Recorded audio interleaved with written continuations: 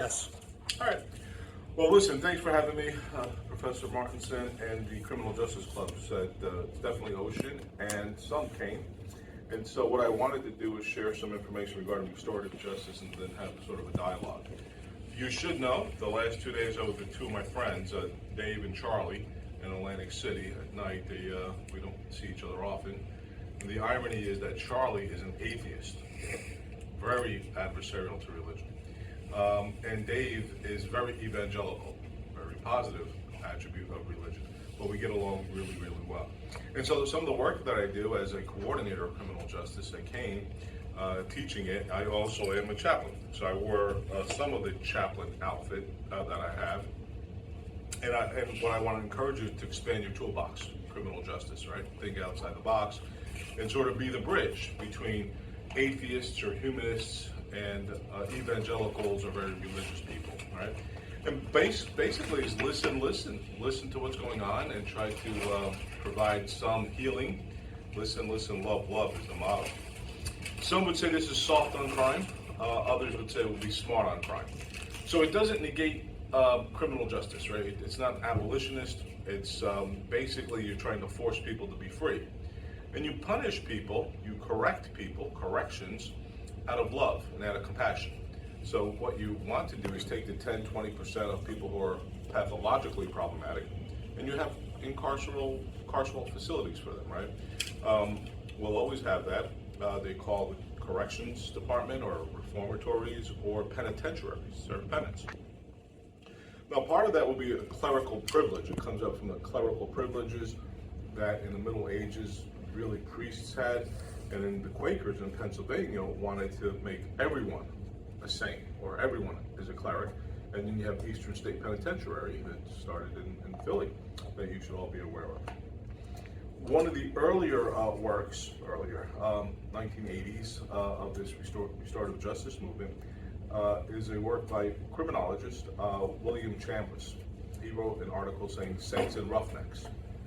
And under his theory, as a sociologist, criminologist, he said the people who are saints actually are as deviant, if not more deviant, than the roughnecks. But the roughnecks have been labeled or have been told and somehow set apart, segregated from the rest of society, and they were criminalized. And they accepted and adopted that criminalization. So one of the important things is to try not to use the criminal justice system or use it as least as possible. The pioneer in the criminal justice system of restorative justice is Howard Zier. 1990s, this book came out, Changing Lenses. And so what he wants to do is be victim-centered. And what his desire was to fix the problem, change the focus, and look at the problem-oriented aspects of sociology. Like you have problem-oriented policing, and you have problem-solving courts, and it's much more victim-centered. Right? And so avoid the aspects of criminalizing people. Most crime is committed by people who are self-victimizing, either through maladaptive policies and self-medication and drug abuse. There's also educational aspects, and the correlation between high school dropouts and criminal justice is pretty high. About 50% of my high school graduating class in Newark were high school dropouts. So you want to keep people educated to get part of this positive self-imaging. You also want to address mental health issues because of that maladaptive response to addictive behaviors or into addictive behaviors. And sociologically, you want to expand people's networks. Part of that is sociology, where you have the religious, whether it's a rabbi, imam, or a priest, or a pastor, just to expand it and provide shelter, food, clothing, shelter, the basics for life, and provide a story, a narrative. So Braithwaite contributed. He's more of a criminologist, while Howard Zier is a Mennonite minister and a criminologist. John Braithwaite is out of Australia, and he wrote a book, Crime, Shame, and Reintegration. And his work is we need to stop stigmatizing people and shaming people. And part of that is through the conviction. And instead, we should have reintegration or reintegrative shaming, where you take the person not in perpetuity, like Chambliss would say, not label a person a criminal, but try to give them restorative justice outlets where we will be more empathetic and giving them an opportunity so they could internalize corrections as opposed to being imposed from external sources. And you do that through storytelling, through narratives, through trying to have a holistic approach as opposed to externally trying to punish someone. That was 1989. Fast forward to 2001, Shad Maruna, who's the dean of Rutgers School of Criminal Justice. So I'm really trying to tie this to pretty standard criminal justice, and this is probably the most criminal justice-oriented person. Braithwaite's out of Australia, and Howard Zier is more of a Mennonite minister, although he talks a lot about criminal justice. So Shad Maruna talks criminal justice, and he says, in Making Good, that the reentry part of society, you have two options. You have a condemnation script, and you have a reintegrative or redemptive script. What we want to do is have people have more of a redemptive script, that if you can conceive you're doing something good and you believe it, you'll achieve it. Like when life gives you lemons, you make lemonade out of it, as opposed to a condemnation script. So if you have a condemnation script that the system sucks, the system is rigged, that structural, systematic discrimination, all that stuff, which is out there, which has a lot of truth to it, if you have that condemnation script, you're going to be destined to failure because you don't think you have a fighting opportunity. And it's built on some of the work by Viktor Frankl, who got his PhD in something called the Holocaust in 1940s. This book is Man's or Humanity's Search for Meaning, 1946. And in that book, he says that those that had a larger purpose, or logotherapy, that made meaning of the most horrendous aspects of life, actually coped better than those who had no meaning.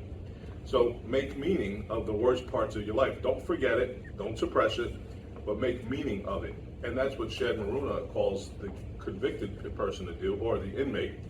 Convicted person is pejorative at this point in time, so inmate or resident to do. So have a purpose-driven life. A lot of this work is also based on indigenous communities. 80% of the world lives on $10 or less a day. They don't have $80 billion to put into corrections. So a lot of tribal communities. So there's a lot of different aspects of circle sentencing, exiling people, as opposed to putting them in prison with 3 hots and a cot, because that is very expensive to do. And so when you talk about restorative justice practices around the world, a lot of it's Southern Hemispheric, less developed nations that don't have the resources to have a more sophisticated criminal justice system. However, it's more holistic because you don't have the trauma of incarcerating people and the racism and sexism that goes with that.